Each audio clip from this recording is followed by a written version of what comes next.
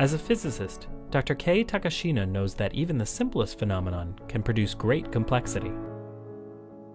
You just drop the water on the surface. So you have three phases of matter coexisting and interacting with each other already. And the question is, what happens and why? Drop water on a heated surface, and it slowly boils and evaporates. Heat up the surface some more, and the water sizzles away instantaneously. Keep increasing the temperature, and suddenly the droplets coalesce and float above the surface. This is the Leidenfrost effect. First described in 1756 by a German doctor, Johann Gottlob Leidenfrost, the effect only occurs when a surface reaches a temperature so hot that it creates a thin layer of vapor between itself and the liquid, in effect insulating it and dramatically slowing down any further vaporization. Although it's a common sight while cooking, it is something that is commonly overlooked, I would say. Dr. Takashina's own interest in the effect didn't start in the kitchen. A friend of mine emailed me a link to this paper in Physical Review Letters by Heine Linke. Entitled Self-Propelled Leidenfrost Droplets, the paper reported a way to move beads of water across a heated surface covered with stair-like ridges. As the droplet encountered a ridge, the flow of vapor beneath it pulled it up and over, even when the surface was on a slight incline. With no moving parts, the process could potentially be used to cool an overheated microchip inside of a computer. And it looked so interesting. I mean, you have to try it, right?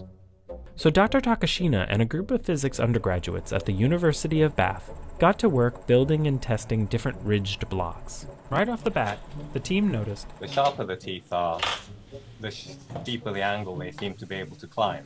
And this led them to wonder what else would affect the droplet's ability to climb.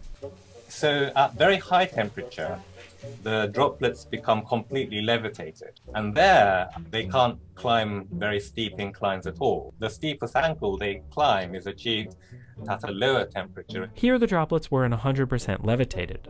They still had contact with the surface, and this allowed them to grip its teeth. But as the team started using temperature to precisely control the ascent of the droplets, they noticed that depending on the temperature of the block, the water would move in different directions.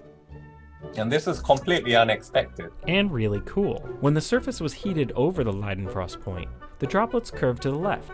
If they were under, they veered to the right. There must be something in the structure of the surface. Upon magnifying the ridges, the team noticed that they had small grooves, which we think is responsible for the directionality. And as one might expect from a team of undergraduates, a creative idea took hold. If you arrange the blocks in the right directions and you put the walls in the right places, it will work. Behold the Leidenfrost maze.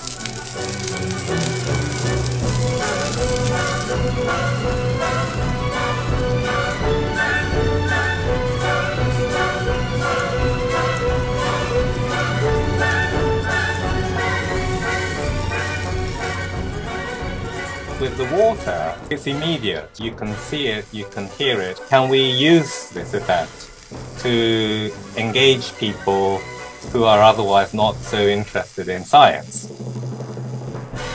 To which we say, full steam ahead. For Science Friday, I'm Luke Groskin.